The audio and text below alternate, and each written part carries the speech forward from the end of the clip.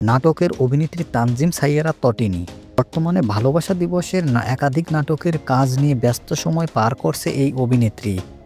এরই মধ্যে শেষ করেছেন তোমায় পাবো কি শিরোনামের একটি নাটকের কাজ। এতে তিনি জুটি বেঁধেছেন ইয়াশ রোহানের সঙ্গে। এতে চিত্রা নামের একটি চরিত্রে অভিনয় করবেন এই অভিনেত্রী। আর রুদ্রর সঙ্গে তার কেমিস্ট্রি দেখা যাবে এই নাটকে। আশা করি দর্শক পছন্দ করবে এই নাটকটি। এ সময় জনপ্রিয় অভিনেত্রী তটিনী মিষ্টি চেহারার এই অভিনেত্রীকে বেশিরভাগ সময় রোমান্টিক নাটকে দেখা যায়। তার দর্শকরাও তাকে রোমান্টিক নাটকে বেশি দেখতে স্বাচ্ছন্দ্য বোধ করে।